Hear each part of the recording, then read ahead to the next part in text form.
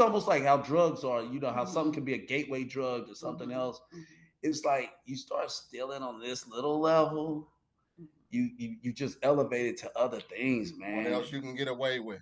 Come on, man. I mean, that's why, like, when I was slapped with my sentence, I was like, thank you, God. Like, thank you, Lord, because like I know what I've done in life. I know the things that I've done, and I've gotten away with it in people's eyes, not in God's eyes, but in people's eyes. I know that I gotten away with. I'm okay. New York, D-Town, LA, NO, Florida, Mississippi, KC, MO,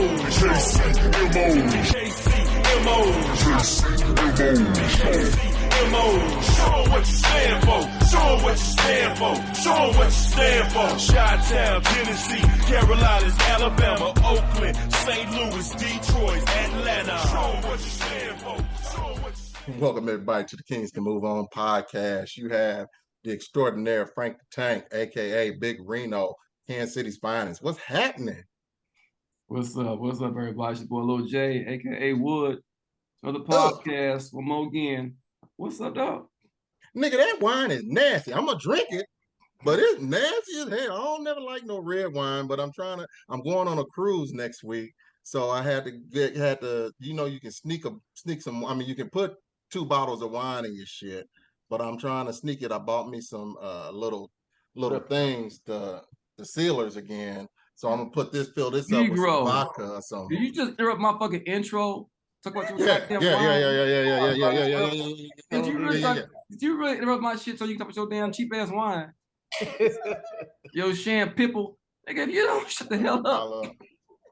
We gonna have a good time tonight. We having a good time tonight, man. Hey. How you doing, Big J? Shit. I sure can't call it. Hell, I can't let you do all the damn talking from the looks of it. Nah, man, I'm gonna sit here and chill, dog. We all family, man. We just having a good time tonight, man. Well, since you feel so damn good, why don't you bring our guest in one time? All right. Now, hopefully y'all can't see my shirt because I still ripple all of my shit. But we have a brother and his wife in today. I've known this brother for since he was a freshman, I was a sophomore in high school. So this spans 35 and I don't know, damn near 40 years. I don't fucking know. But good friend of mine, man. You know, he's been through some trials and tribulations, been through some great times. And so we just happy to have him on the podcast tonight. Everybody welcome Maurice and Christie Ragland. What's happening? Yeah, what's happening? Hey, we got the space camp over here. How y'all doing, man? What you promoting, dog? What you promoting right there? He's like you plugging something. And I'm just saying I got the space camper, man. I ain't got no ripple. You know, you got that Boulevard. That's that Boulevard brand. Yeah. How y'all doing tonight? Pretty good. Doing well, man. Pretty good. Well, impromptu visit, so I'll probably We asked you to hop on here last minute, so Christy, thank you for hopping on with Maurice and with your hubby. How long y'all been married? Shoot. So 17 years. But together 32, man. Jesus Christ. Clap it up for them. Yeah, man. Yeah, 32 years? Let me see if y'all can see, man. See a tat on your arm. Yeah. You actually got it. Damn, you must really love her. You got her tatted and shit? Oh, man, tatted. They got her name right here. Hold on. I don't know how to do all this in the camera. Got the Christie signature. He got all that done when he was gone. Yeah. Right. When I was on sabbatical. When he was sleeping for a little while on vacation. Yeah. Now, Christy, did you get something to, show your love? What did you get? Well, we have matching tattoos. It's on my back and it's on his chest. On my chest. Okay. And we got that look before he left. We did a play on all our kids' names start with D. Yeah. Mm-hmm. And I'm the M, she's the C. So we did a play on D equals MC squared. The E equals MC squared. D like that. Because we got two. Yeah. So 2 Ds. I like that. And 32 years, man. Y'all been together for a minute. Where y'all meet? Church. As kids. I had the biggest crush on her, man. The biggest crush on her, right? And y'all remember Big Toby? Yeah, we all went to church together, Me, you know, Julius, my brother, Big Toby, and Toby's little brother that a lot of y'all don't know because he's younger, Terrion. So Terrion used to be able to hang with the little young girls in church, you know what I'm saying? Because he was just everybody's friend. And shoot, man, I probably had a crush on her since I was 14, you know. And Wow. We would write his name, his number, like she a gonna tell bunch of y'all times everything. on the church program, trying to get me to. Like get her to call me. I knew I couldn't call her house. Her parents was going for that. Right? So we did our little freeway, little teenage. Call me. Yeah, we did our little teenage. You put it on a program, said Genesis 4:13 says you need to call Maurice Ragland. That's right. You need to call me. And so then as I started growing in stature like David in the Bible, you know what I'm saying? I started scoring touchdowns and having leather jackets and, you know, wearing my leather jacket to church. She finally came up to me. She stepped to me. It's because you had, you know, I gave up hope. Right? Called the Women Pay All. It was the, you know, the reverse where the girl asked the guy out for the dance.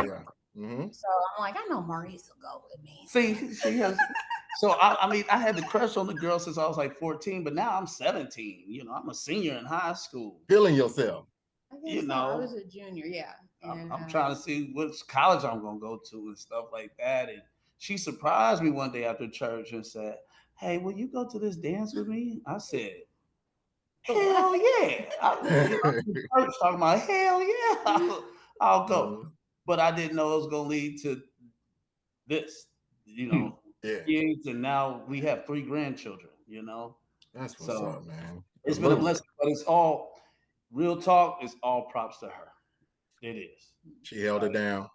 She's held me down at my worst, my best, you know, when I wasn't even doing the right things by our family, you know what I'm saying? She still held it down. So that's why, I mean, this stuff that I do, like the tattoo wise stuff like that, it's just, I mean, I can't pay this woman back for how she's been there for me.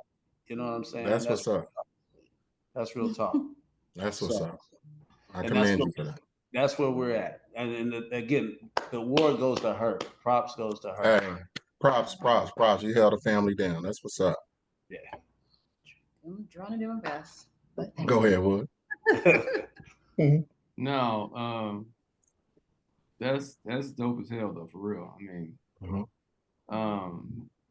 I know it's a hard road. Trust me, we both know. Oh yeah. And I ain't nearly came near close to what y'all got going, but I know it's a hard road, so I commend y'all on that, especially with the ups and downs you had experienced together. So, with that, Maurice, so I understand since we last seen each other in high school many years ago, you had an adventurous life. Oh man, yeah. It needs to be a movie. Yeah. You for real. You for real need to have a movie. I need to write a book. But again, though, I mean, I've thought about it in my mind, but she's the star of it, though. She would be the star of it because she's seen it all, and she's dealt with it all with class. Feel me? Like, I know we was talking about me going on sabbatical or whatever. You know, the time I did in prison, like everybody else is worried about a woman answering the phone, or you know, we had email capabilities. You know, I didn't have that worry. You know what I'm saying? I didn't have that insecurity because I knew the type of wife that I had. You know. So and I definitely want to hit on that, man. But I want to even take us back to even how you even got there, because you know you have a fascinating story, man. So when after school, and I lost contact with you after school, and I think I saw you in the early 2000s, maybe mid 90s or whatever. But you opened up was it an appraisal business? Yeah. I started an appraisal shop with a couple of other guys. Okay, and I won't name names, but some cats we went to school with, right? Yeah. All right. And The way that came about, I'll tell you how that came about. It was crazy. Actually, I had just completed my master's degree in 2000. oh wow. Yeah, because my undergrad, I played football up in Washburn, did all 4 years, two-time all conference, but we ain't even got to get into all that. Uh, corner and punt returner, kick returner. Mm-hmm. I wanted to get that criminal justice degree off my resume per se, right? So I was working at MGE, and I was up in the ivory towers with some folks. Like my boss was a VP of the company, Mm-hmm. and he ended up being the CEO of MGE. But I wanted to get that criminal justice part pushed down on my resume, so I did. I went to Baker University and got my master's degree in management. Mm-hmm. As soon as I got my master's degree in management, I took a job with a big time insurance company, and they actually moved me to Milwaukee, where like I called on car dealers, like owners of car dealerships to protect their dealerships. I was the only black in the country for this company that did that. Oh wow. But while I was up in Milwaukee, I was lonely and homesick. I really was. I'm up there by myself, and I ain't got no friends. Like, here I am, young guy. I'm 26 years old. Company car, company credit card, got all this stuff. I could spend money and do whatever I wanted to, but I was lonely, man. Yeah. And so one of the guys contacted me. Oh, and then I was licensed in all 4 lines of insurance: property, casualty, life, and health. Okay. One of the homies from here called me and said, "Hey, Mo, man, this appraisal thing's popping off, man. We making money hand over fist, bro. Right. What if I And can? what year was this? This is 2003. Yeah. And you wanted Okay. to come 2002 to 2003. because that was around. Yeah, I wanted to come home anyway because again I was homesick. I had been in Milwaukee. I mean, I did it all, man. I was going to Brewers games and going over to Madison. I was trying to get up to Green Bay. And but everything was just missing, man. Home was missing. I didn't have Christie there with me. He was on some shenanigans, so I didn't have I didn't have friends. I didn't he was on some bullshit, huh, Chris? Hey man, I'm young, man. I'm wearing a suit every day. I'm like the New York Yankees. I couldn't have no facial hair. That's kind of when I started that look of no facial hair and stuff like that. Just got used to it. Again, buddy called me and said, "Hey man, what if we could replace your income? Because I can't get my appraiser's license, Maurice, but you can. You're smart. You're the smart one." So my boss and I got into it. I was like, F you, bro. I'm gone. I'm going back home. Hopped in my company car and drove back to Kansas City. No shit. And then, so I Hold got on, wait, nigga. You took the company car? You done stole the company car and shit? Man, I took the company car, man. I took it back up there when I went to go get my stuff out of my apartment, but I took the company car. You dig? I had to get home. I had to get home. I was mad. So anyway, man, I come back home, man, and we do this appraisal thing. And because of all the sales classes I've been to, the sales training, stuff like that, I kind of knew what it took to capture business. So I would go out on like some sales and marketing type tip to these mortgage brokers and things like that, and it's just capturing business, man. Yeah. And now, man, we're making money like hand over fist. Like it reached one point, man, and we were doing like $5,000 a week each. Wow. Each. Wow. Some it wasn't right though. So when you start reaching those type numbers, you want to keep doing those numbers. You know what I'm saying? And in doing that, we got in the gray area. Yeah. All day long. You talk about doing an appraisal, man. We wouldn't even leave the office to do an appraisal. Yeah. Y'all just looking online and say, okay, it's about to look like this, look like that. Yeah. Here's what's selling. Those mortgage brokers would say, "Oh man, don't worry about it, man. This person has a 720 credit score. Just give us anything." I just need that house. I just need that house to say it's worth 250,000. So give me pictures of a house look like 250, all that. But I need this in an hour. The nature of the business at the time. Yeah, it's the nature of the business at the time. Like everybody. Yeah.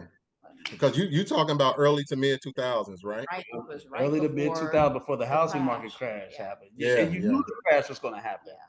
But also in the midst of that too, you know, I mean, we wasn't no dumb Negroes. We was like, hold up, if we getting $400 a pop off this, hey, how much you making for me turning this into you?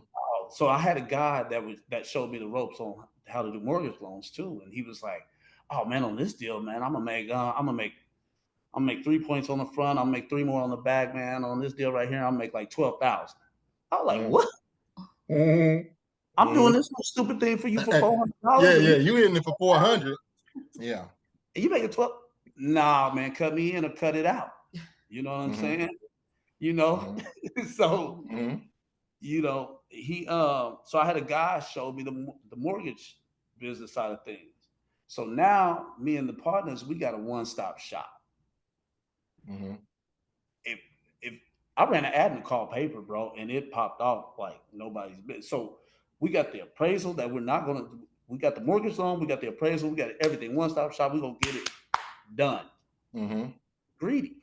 I need that money. So y'all were hitting the banks up, and that's where the challenge came.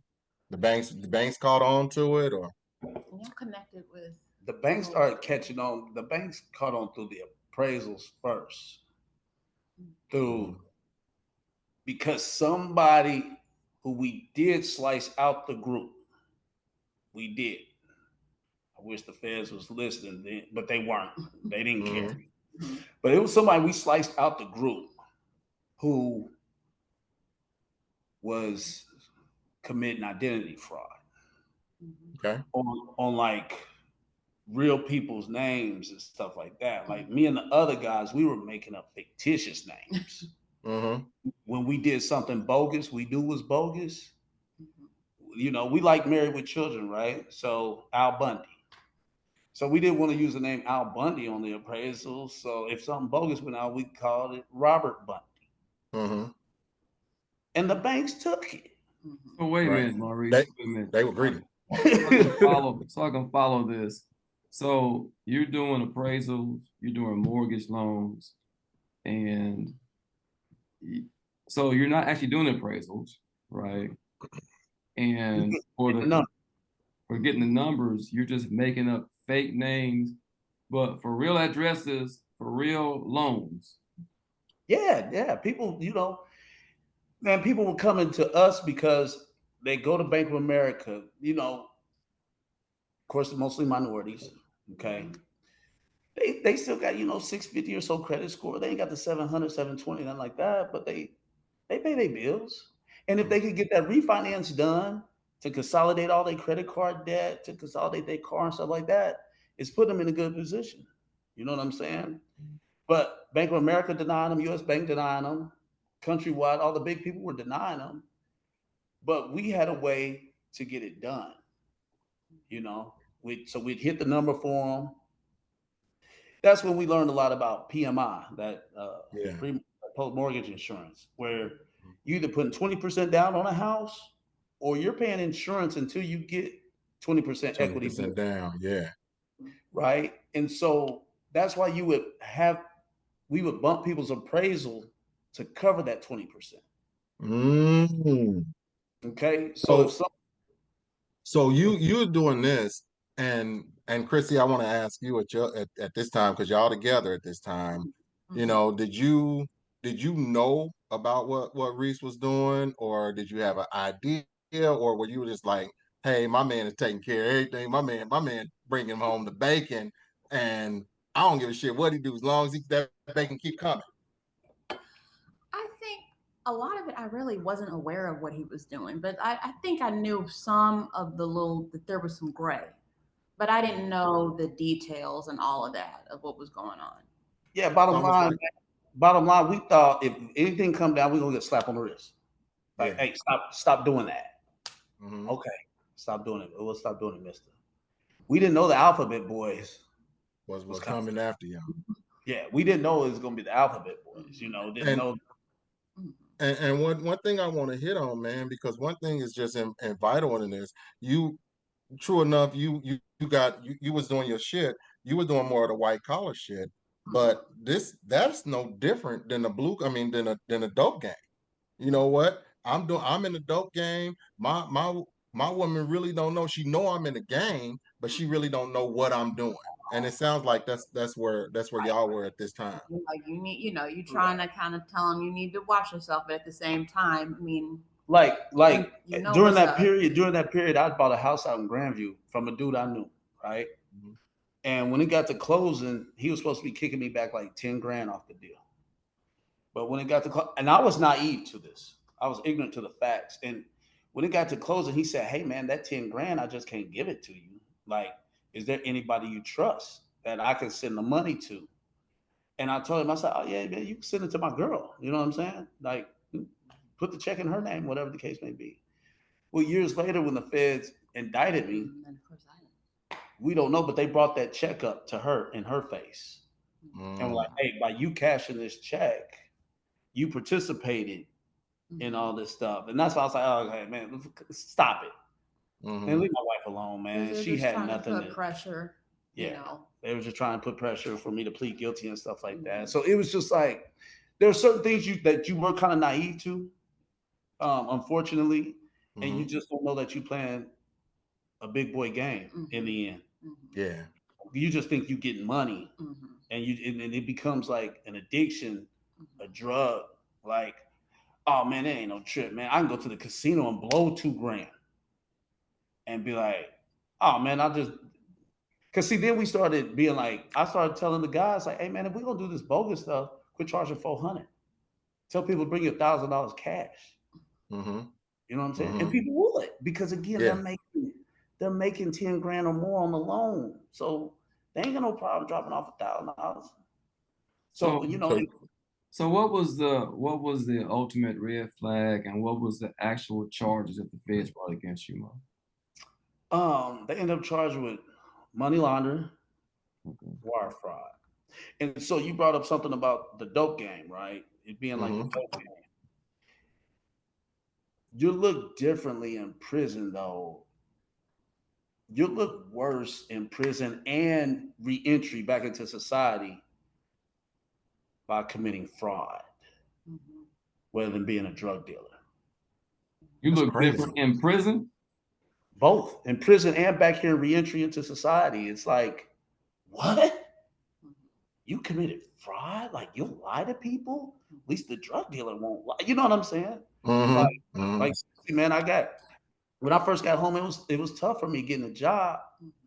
But dudes that I was locked up with that were dope boys, they get the job at Harley Davidson, Ford, different stuff like that. Whereas me, like, no, you committed wire fraud.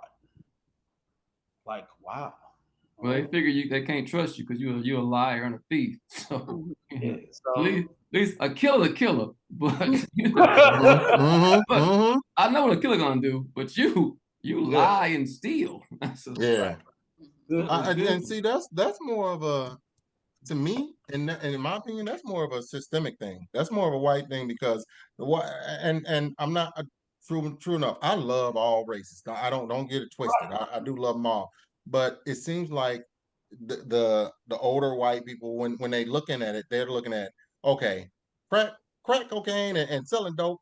Black people supposed to be doing that, so we'll give them, when they get out and serve their debt to us, then we'll allow them to roll back in. But if you steal from us, you don't stole from us. You don't stole from our banks. You don't stole from our corporate. Oh no. You are unforgiven, sir, ma'am. To me, Michael Milken stole $5 billion. You know what I'm saying? You got cats stealing from Wall Street millions and billions. Yeah. And they go to camp for a little bit and come back home and still keep their money.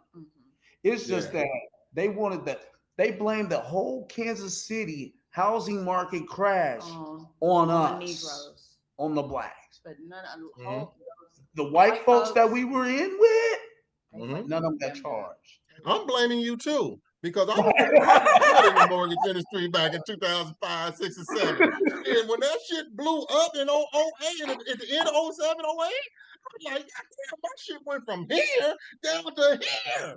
Hey, bro. What Maurice do? 06, I started living in Arkansas. I'm gone. You know what I'm saying? Mo gone. Mo 03, 04, 05. Okay, I get it. But come on, 6, crash happened in 08. Right. Huh? You still gonna blame the crash on me and my people? Wow.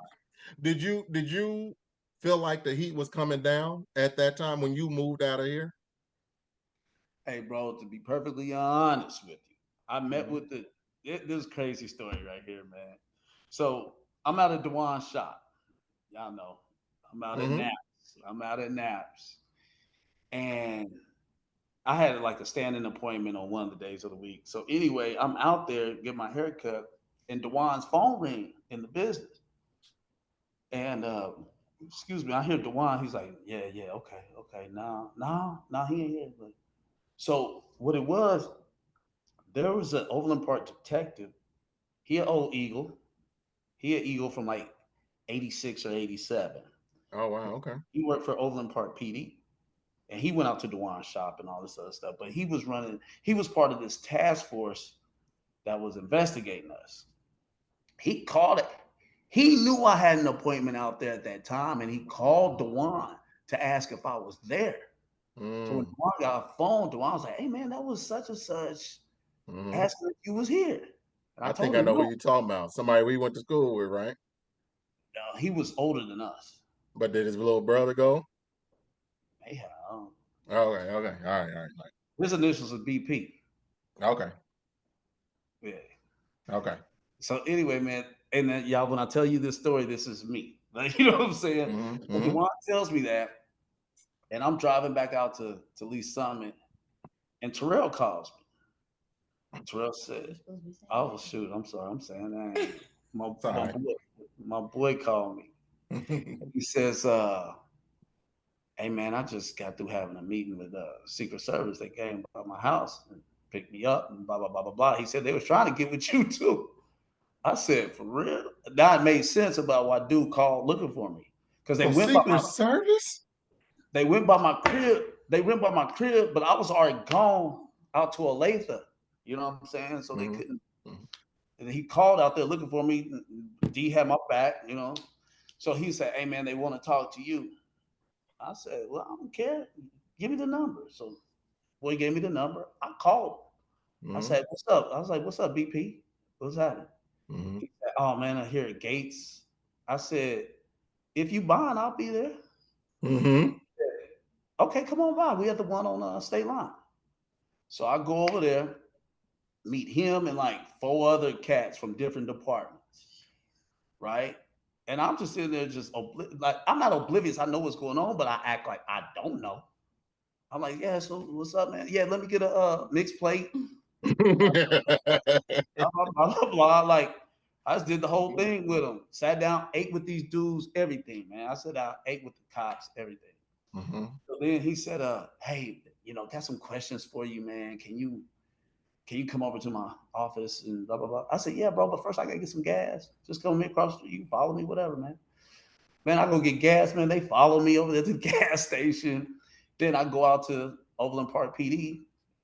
I go in there, man. I go in, and they got a pamphlet about this thick of questions they want to ask. So he starts in on the questions, but then he got pulled out the room. Now, I don't know if it was game or not that they were trying to run, but he gets pulled out the room, and I'm in there with these other dudes, and I'm just talking to him like, so, man, who you with? Oh, I'm with Wyandotte County Sheriff's Office. Oh, I'm with the IRS. Oh, I'm with the Secret Service. Oh, this is. I'm like, okay, cool. I said, my dad, he's a retired cop, man. You know what I'm saying? Blah, blah, blah. I'm just kicking the bobo with him, right? Then BP come back in the room. He says, hey, come on. Hey, man, I'm sorry. I'm about to answer the question Jason had asked. But he said, hey, man, I'm sorry. My mom's not feeling well. He said, so I want to try to continue this tomorrow with you if we can. I said, bro, yeah, whatever you said, but listen. He bullshit. He was lying like a motherfucker. I said, whatever you is, I really don't know. You know what I'm saying? So me and him, we walk outside though. We walk outside together, and he said to me, He said, "Hey Mo, you cool. This other cat, RM, he in trouble." Oh man. So I was like, okay, I'm cool. You know what I'm saying? Mm-hmm. Mm-hmm. Because that one, he was doing some. You would say he's doing RM doing more doing No, more no, than no. what you were doing? That's what old boy came to me. He said, Oh, okay. "You're cool." He said, "You're cool." He said, "RM knows it. He's in trouble." Because he knew RM's family, RM's older brother. Mm-hmm. He knew all of them. You know what I'm saying? So I leave. I call old boy that hit me earlier. I say, "Hey man, meeting at your house." So me and the other guys we get over there. Bro, while I'm there, the Secret Service dude that interviewed him called him. Mm-hmm. And he does like this. "Yeah, Maurice right here." I was like, I look like, "Nigga, what are you doing?" Nigga hit me. I'm like, "Hello." "Yeah, this is Agent Redpath with the Secret Service.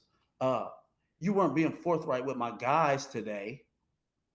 So I need you to come see me tomorrow about 2:00. I said, "All right, man, that's fine, man. I ain't tripping." But those dudes really didn't get a chance to ask me anything. Mm-hmm. Things that they asked me, I was like, "Man, I don't even know what you're talking about." Because I didn't. I honestly didn't. So, man, this is crazy, man. So the next day, I go down to dude's Secret Service office, man. And again, y'all, I told Chrissy this many times. I'm sitting there, I got a pamphlet in my Hold on, hand. man. You didn't go down there with an attorney or nothing, man. Right. You just It's think you like, Billy Badass in this right. motherfucker. Ain't go down there with representation. Hey, wait till I finish tell you what happened. Please. So man, it's just him and another guy. It's a little bitty small office, right? Some kids or some like elementary kids are in there taking a tour. So I got a little pamphlet in my hand. And then he come up from behind me like, "Hey, Maurice, yeah, come on in here." I was like, "All right." So I go and he said, "Hey, have a seat." He said, "You've been here before." I said, "Man, I ain't never been here before." He said, "Yeah, you have. You've been here before. But anyway, hey, you weren't being forthright with those guys yesterday. So I got some questions I want to ask you." I said, "Hey, man, what's this about?" He said, "You here voluntarily. You can leave if you want to." I said, "Oh." I got up. I started leaving, right?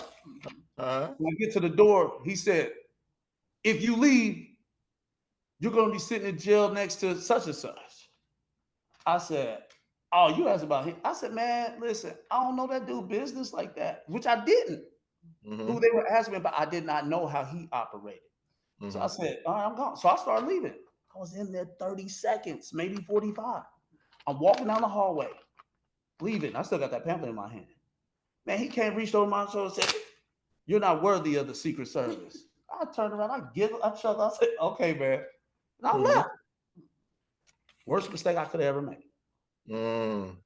Because at that point, they go back to the prosecutor saying, "Maurice told us fuck off." And that's not what happened. He said, "You here voluntarily, you can leave if you want to." Okay, I'm leaving. Which you should have had with you anyway. Yeah. Moral of that story is get your ass an attorney. Always attorney. Yeah, walking that motherfucker with an attorney. Ever. Because anything you say can and will be held against you. Yeah. Law. Even your actions. Like I said, I was just walking. He's like, but that whole little less than 2 minutes, I promise you, I became Billy Badass. You became public enemy number one. Yes. Everybody else will talk to us. But Maurice. Yeah.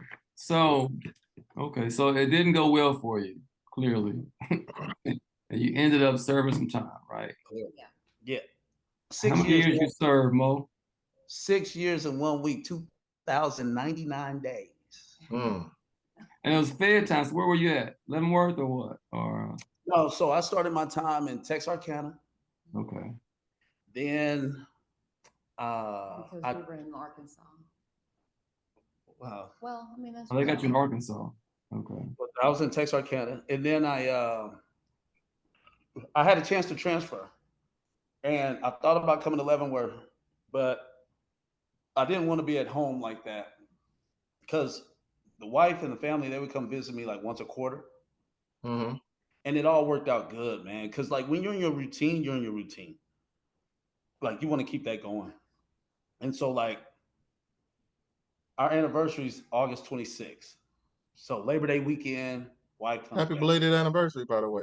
Oh, thanks. So like Labor Day weekend, wife would come down. Then she would come down maybe like Thanksgiving or Christmas, 3 or so months later.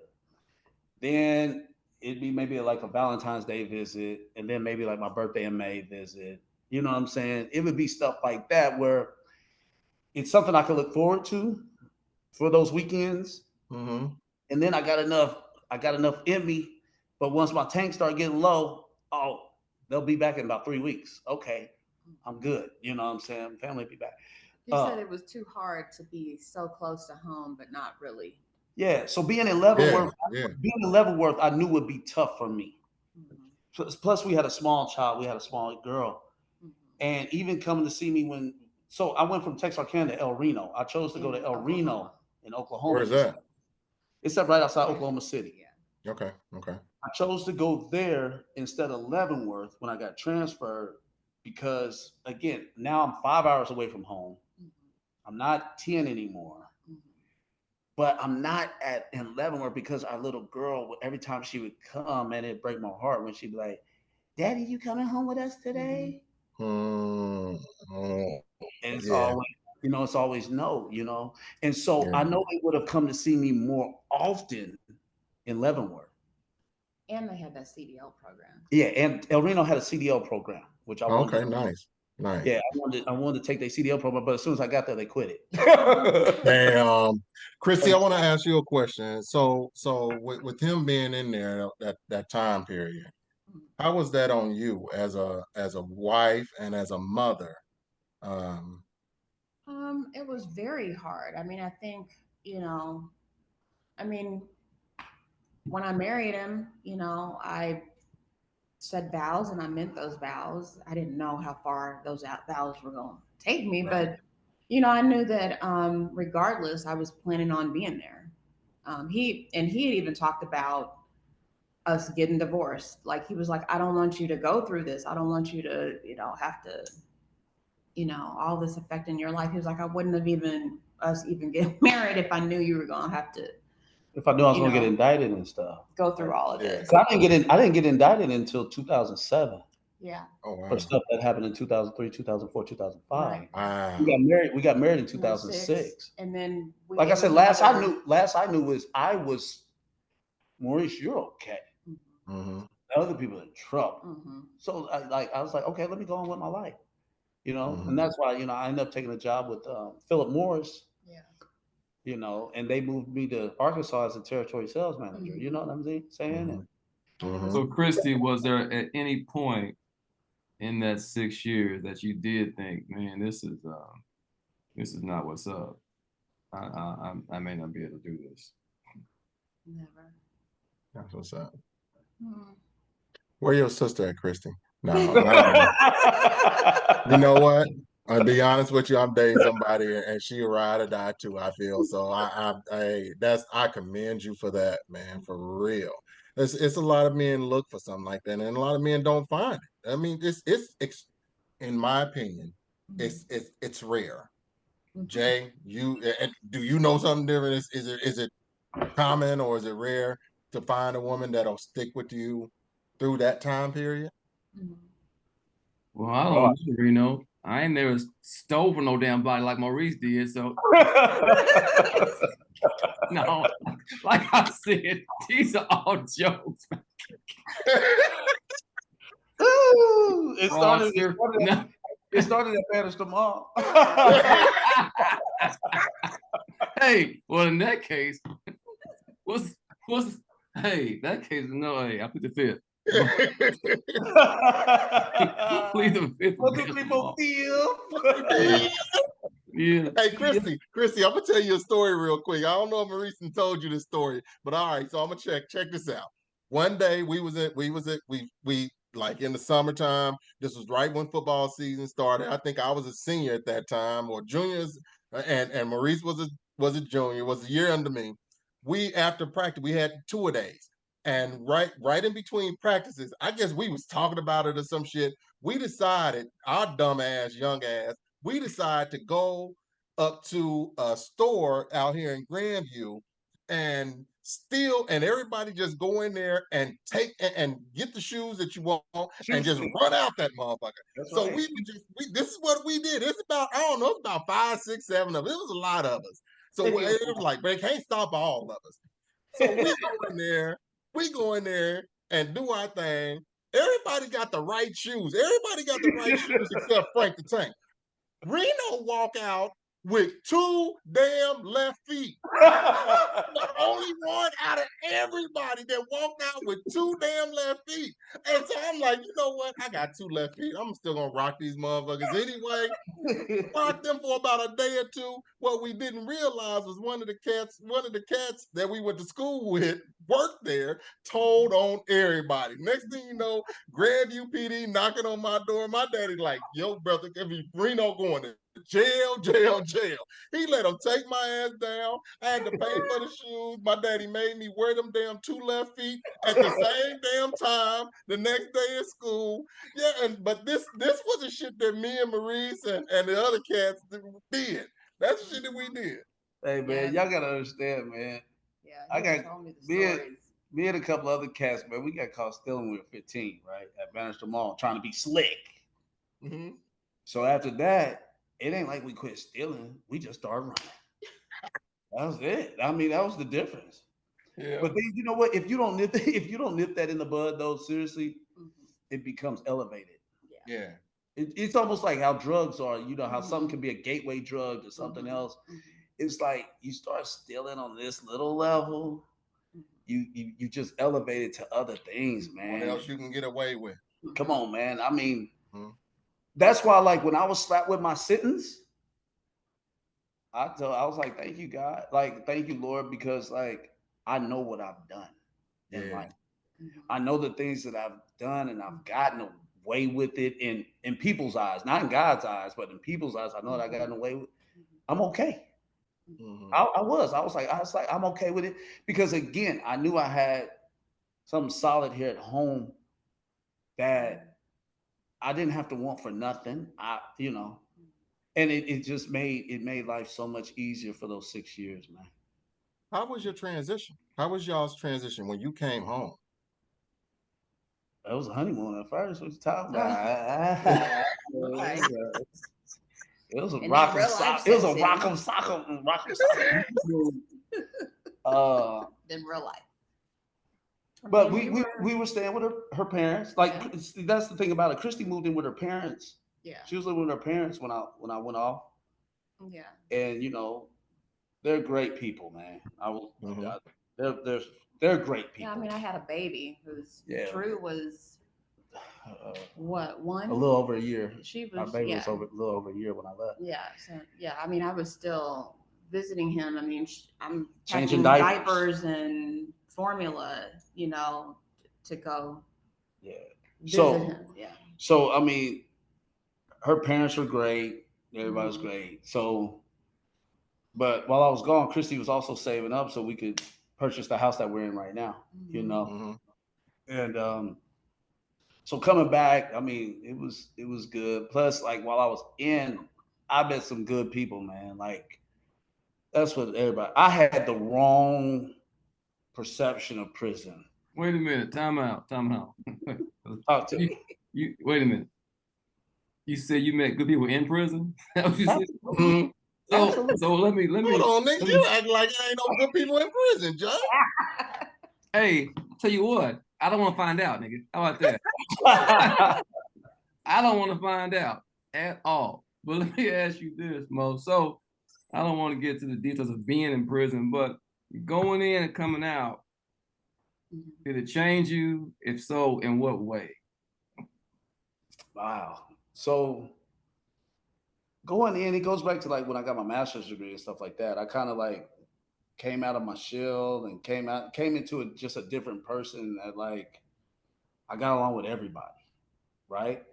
So I still kept that same personality when I went in. I got along with everybody.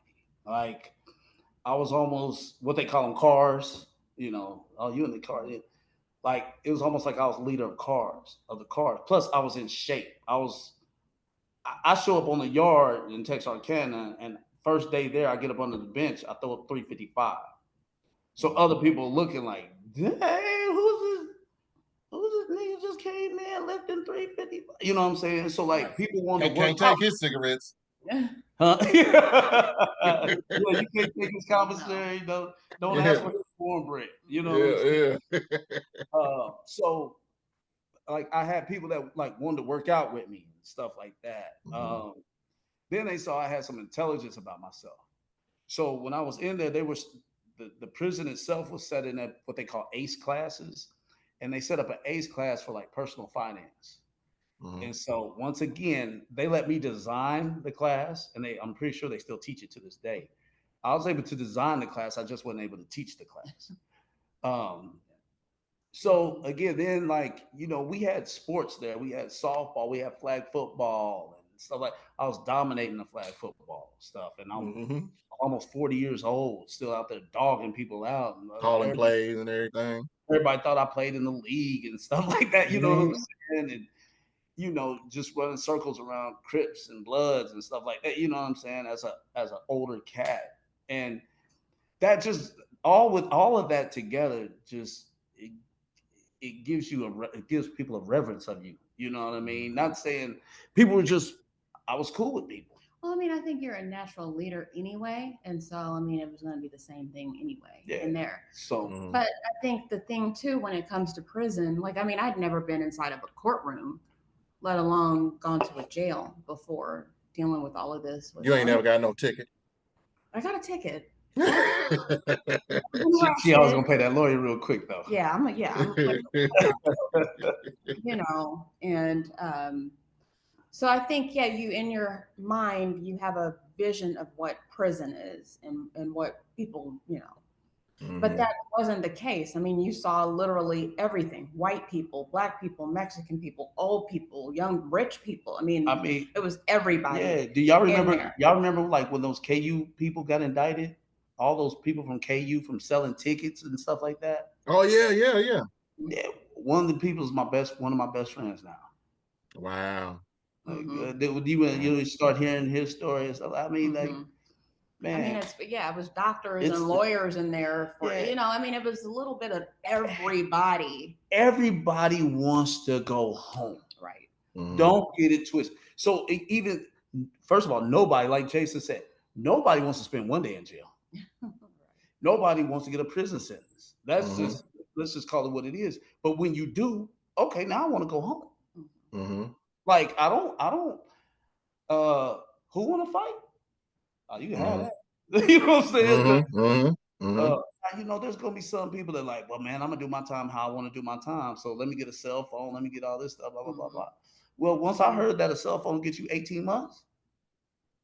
I don't need no cell phone. I don't need no cell phone. I don't need no cell phone. I'm good. I don't need none to increase this time. Yeah, stuff just wasn't that serious to me. To like, if anything, I want a reduction in my time. I don't want to increase my time, because bottom line, man, each day that goes by, you get closer to losing parents or grandparents or whoever like that.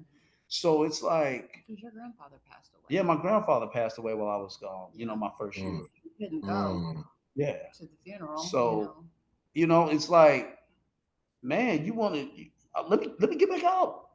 Yeah.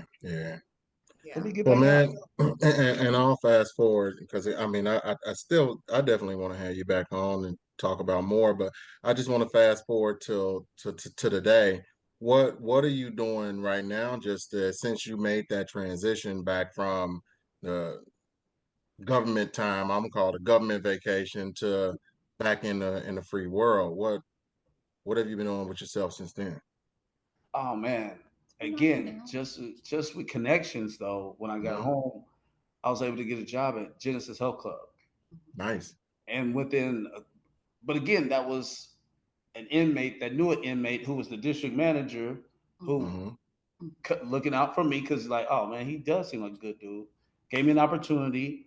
I was the manager for the one out here in Lee Summit over there off 3rd Street. You know what I'm saying? Like, I mean, I worked my butt off to do that. But the whole time though, I met cats in there who were telling me about the dump truck game. It was like, hey, Mo, you don't know about dump trucks? So I started trying to study the dump truck game. So forth. So when I got home, we had a plan where I bought a dump truck. Then I was running my dump truck for a couple of years, got greedy, not really got greedy again, but there was a big job going on up in northern Missouri at a levee. And I let a dude go up there to take my truck up there because trucks were making like $2,500 a day. And I could pay that dude like $500 a day. Dude wrecked my truck. And turned it over. A wrap with the truck. So that was a wrap with me, like having my own truck, stuff like that. But to this day, I drive for somebody. Okay. And it's good. It's good. I mean, I get up every day. I go to work with a purpose. I also referee football games. Yeah, we're just hitting on that. You know, football's a passion of mine. I love helping the kids. So, you know, I'm out there every fall between the middle of August through November. You know what I'm saying? And it's good. That's it, man. Like, you know, as the older we get, you know what I'm saying, the more we tend to learn a little bit more about life and how to just slow down and enjoy what you have. It's been a journey. It's been a journey because, you know, I think, you know, when he first came home, it was kind of a honeymoon phase, you know, like all these things, we're all in love. We trying to do all of this.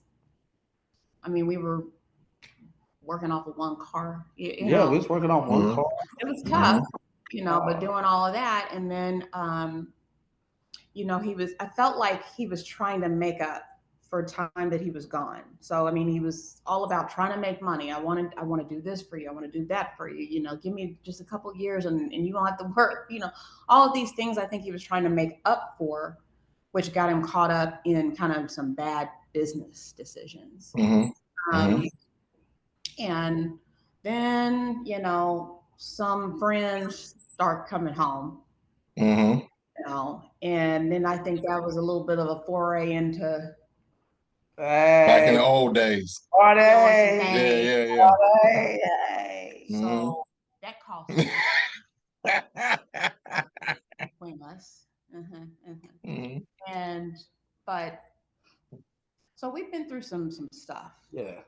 But you know, I feel like we're trying to turn a corner, and I mean, we go through real life. We got real life stuff, but I just think as long as, you know, you try to put the Lord first, right? You know, we just I think we realize it's got to be a commitment. Period. Yeah. In the end, and like she's saying, like, you know, me being out partying, you know, with certain people because they came home and stuff like that. It was starting to, you know, make bad habits and I think it started having both of us maybe putting one foot in and one foot out the door. Both of us, you know, to where she's like, I don't know if I can do this. Yeah, I don't know if I can do this, dude.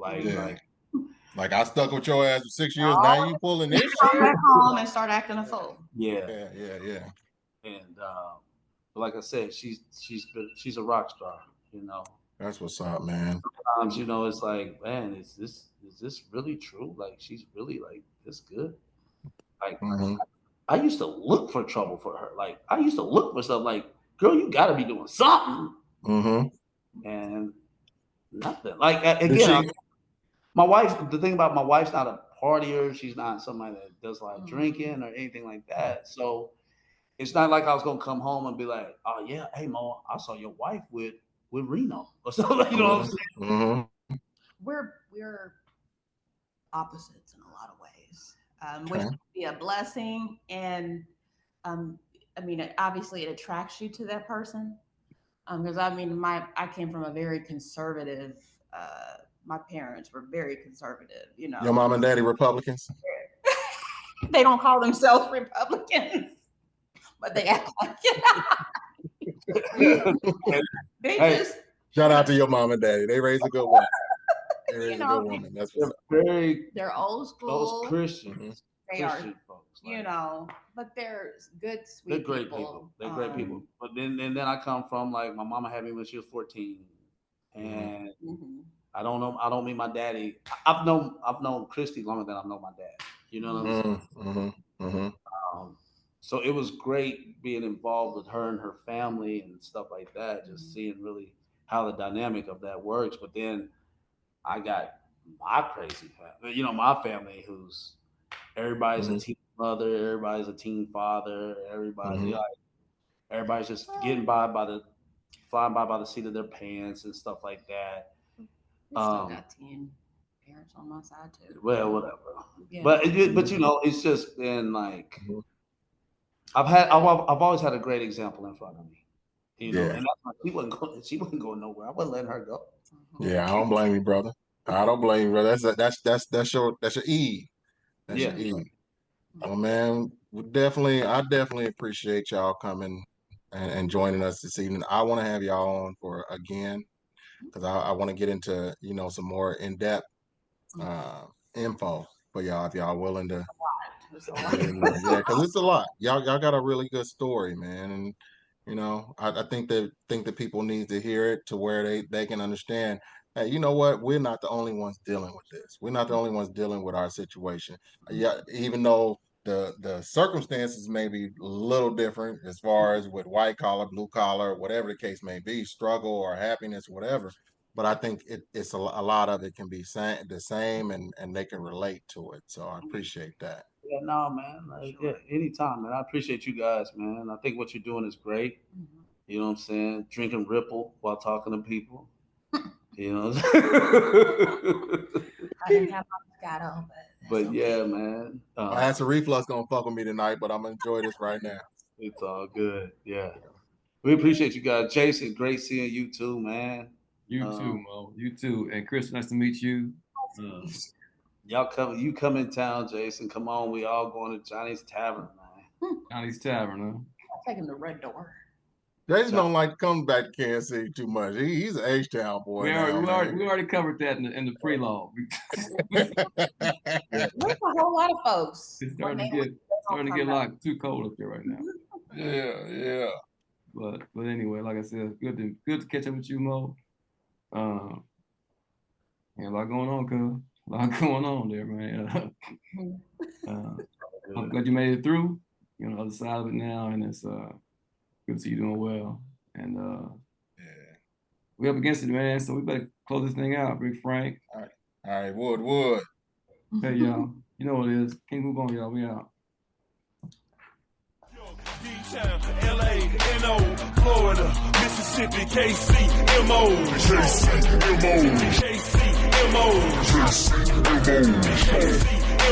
Show 'em what you stand for. Show 'em what you stand for. Show 'em what you stand for. Chi-Town, Tennessee, Carolinas, Alabama, Oakland, St. Louis, Detroit, Atlanta. Show 'em what you stand for.